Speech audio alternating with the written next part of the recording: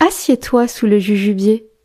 Aujourd'hui, je vais te raconter l'histoire d'une reine respectée, d'un message venu de très loin et d'un choix qui aurait pu changer le destin de tout un royaume.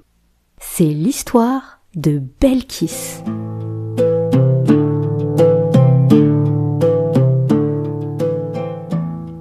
Il y a très longtemps, dans une terre chaude et lumineuse, entourée de jardins et de routes où passaient les voyageurs, vivait une reine que l'on appelait Belkis. Son royaume était riche, organisé, vivant. Les marchés étaient pleins, les caravanes allaient et venaient, et les décisions prises dans son palais avaient un écho jusque dans les villages les plus éloignés. Mais Belkis portait une responsabilité particulière, parce qu'elle était une femme et qu'elle régnait.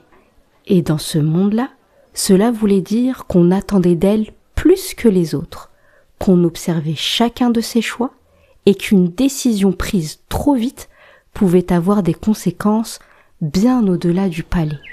Un matin, alors que la lumière entrait doucement dans la salle du trône, un messager arriva, couvert de poussière et de fatigue. Il venait de loin, de très loin. Son voyage avait duré plusieurs jours, peut-être davantage. Il avait traversé la chaleur du désert, les nuits fraîches, les silences immenses pour apporter une seule chose, un message. On posa devant la reine un parchemin soigneusement fermé. Belkis le regarda quelques instants, comme si elle sentait déjà que ces quelques lignes allaient demander bien plus qu'une réponse rapide. Elle l'ouvrit. Le message était court, très court, mais il portait un poids réel. Il disait « Je t'écris pour t'inviter à me rejoindre, non pas pour te contraindre, mais pour avancer vers ce qui est juste, sans conflit. » Belkis releva les yeux. Le silence s'installa. Parce que ce message venait d'un roi puissant, respecté, un roi dont on disait qu'il savait observer, comprendre et décider. Ce roi se nommait Souleyman.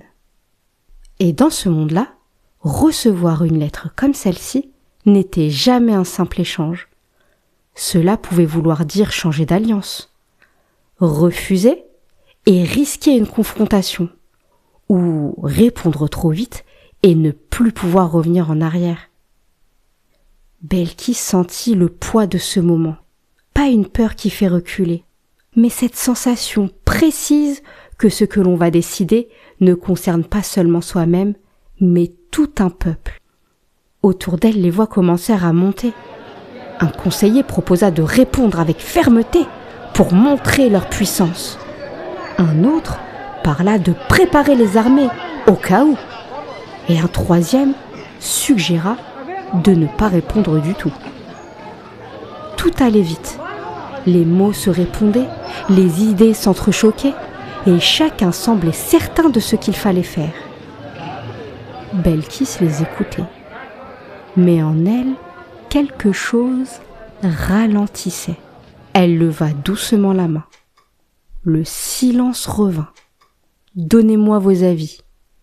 Tous, chacun votre tour. » Et elle l'écouta, sans couper, sans corriger, sans chercher à avoir raison. Elle laissa chacun aller jusqu'au bout. Puis, quand plus personne ne parla, elle resta encore un instant en silence. Parce qu'elle avait appris une chose avec le temps. Quand tout le monde parle en même temps, on entend surtout les autres, mais pas toujours ce qui est juste.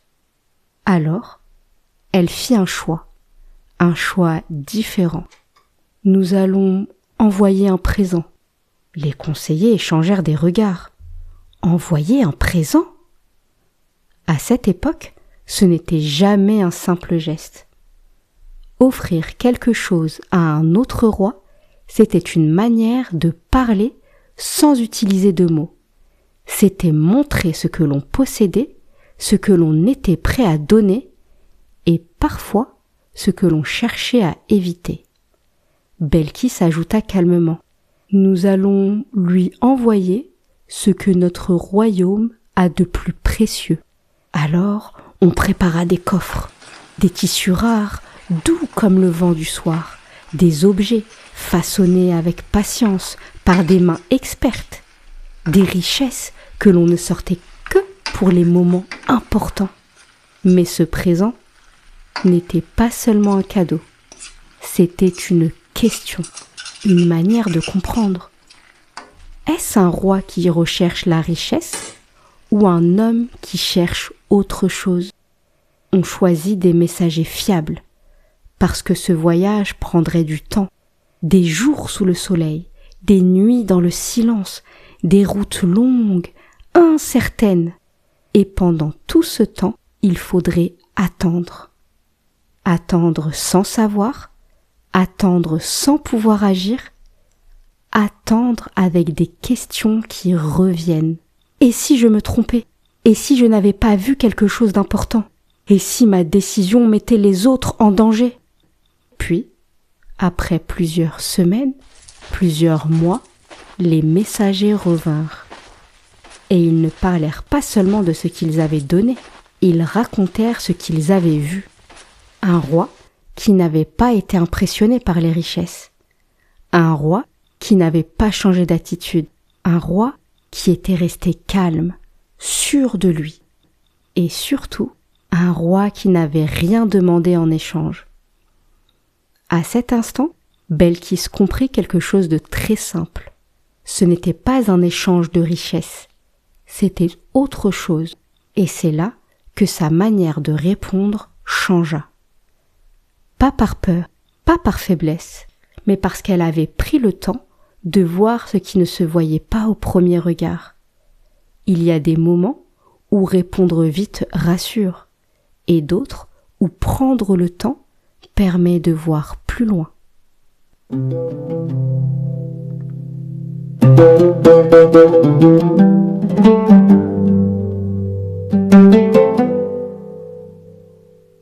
Savais-tu que dans l'Antiquité, les messages entre royaumes pouvaient mettre plusieurs jours, parfois plusieurs semaines, voire plusieurs années avant d'arriver?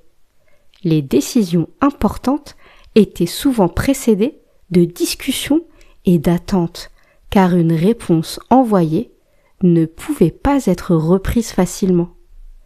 Prendre le temps faisait partie de la décision. Et toi, qu'est-ce qui change quand tu prends le temps avant de répondre? Et si cette histoire t'a plu, tu peux demander à tes parents de s'abonner au podcast pour ne pas rater les prochaines. Tu peux aussi en parler autour de toi, à ceux qui aiment écouter des histoires et prendre le temps. Merci d'avoir écouté Sous le Jujubier.